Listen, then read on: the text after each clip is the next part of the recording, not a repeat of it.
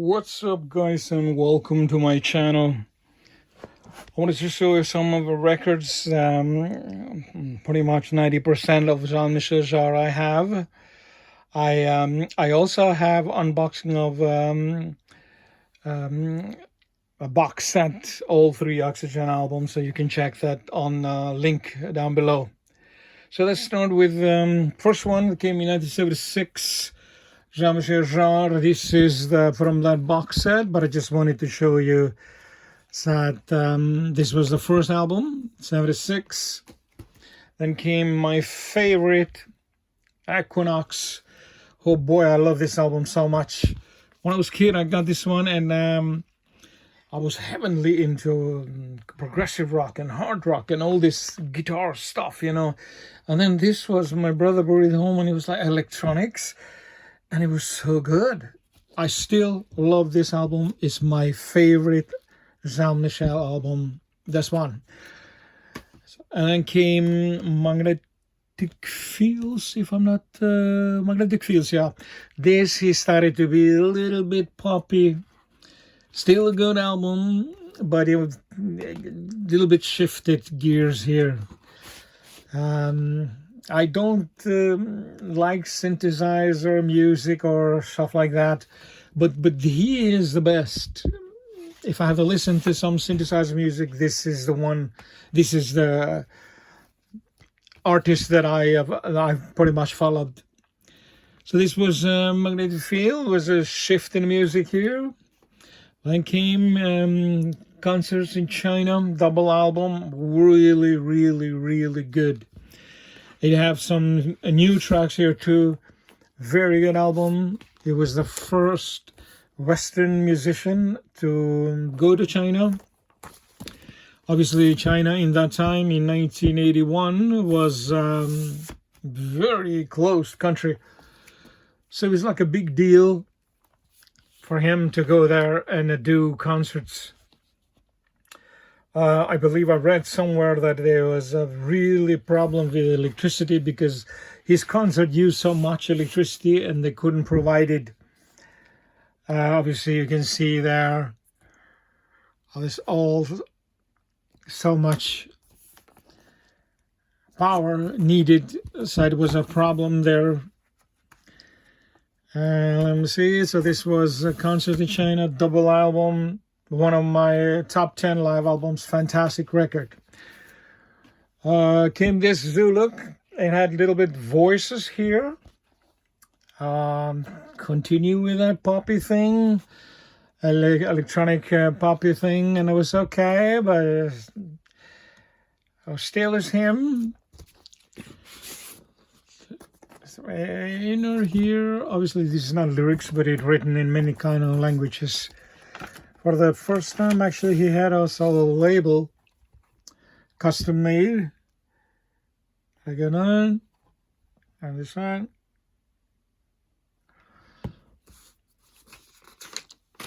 He popularity went more up, so he didn't lose any fans. He just got more fans.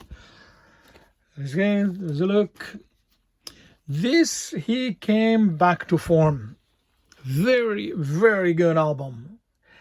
Also, the guy who did his first artwork, he came back and did this one, Rendezvous. Lots of good stuff here. Very good. That was this very good track. Ron's piece was this astronaut is supposed to play this in space, but unfortunately the space shuttle exploded.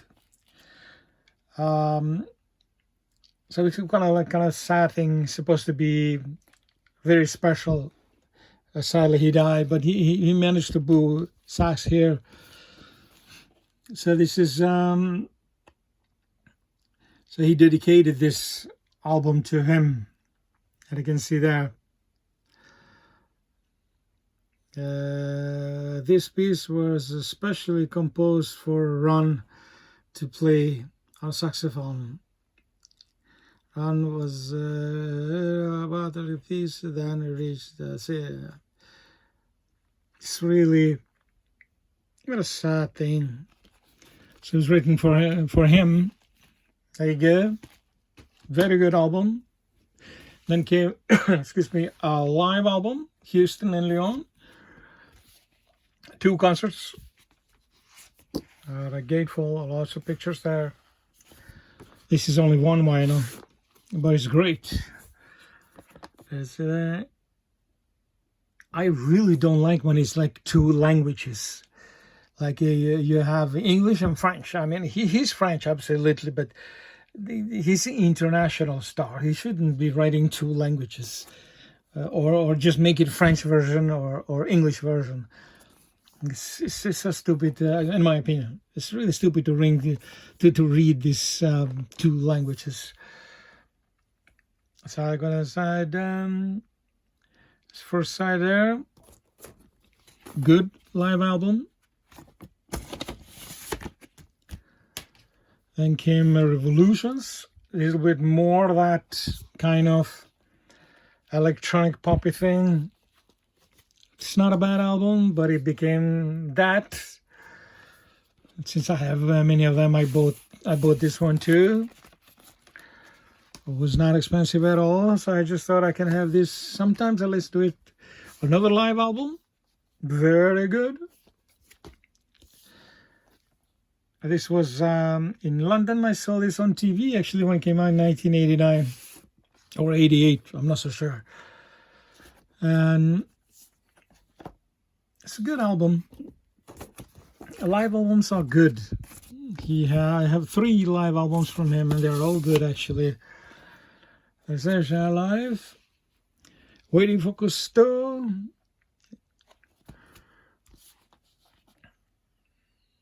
Good stuff here too. And then we have the best of JEAN-MICHEL Jarre. I believe this is from Spain. Filled with music, as you see, so many tracks. It's okay to have. It's kind of very hard to find it, so that's why I bought it.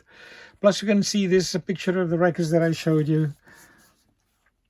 This came in 1990.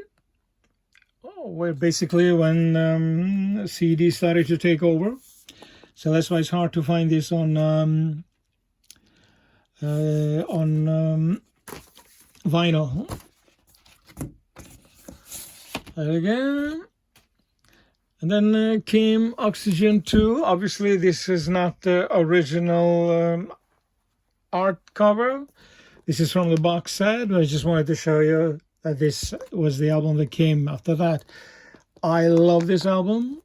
I became fan again. All these records that I show you, I bought it again later on. So this is Oxygen 2, but actually it was called Oxygen 7 to 13 when it came out in 1997, 20-year anniversary. Then came some albums which I didn't care so much, electronica something. And then came Oxygen 3, which in my opinion, this album had nothing to do with Oxygen, but he was just cashing in. I don't care what people say, this is my opinion. It's not so very good album, but you know, since the name was Oxygen, I had to buy it. But it was not that good. Then came... what is called this one? I think it was called Equinox Infinity. Again, he did the same thing. He called it Equinox, like my favorite album, which I showed you earlier. And this has nothing to do with Equinox. It's just a name. And an album is not that bad, but he just used the name to sell this album because this was pretty much new album, but it could have called anything else. Actually, it has nothing to do with it. It was not continuation of Equinox. Very good labels there.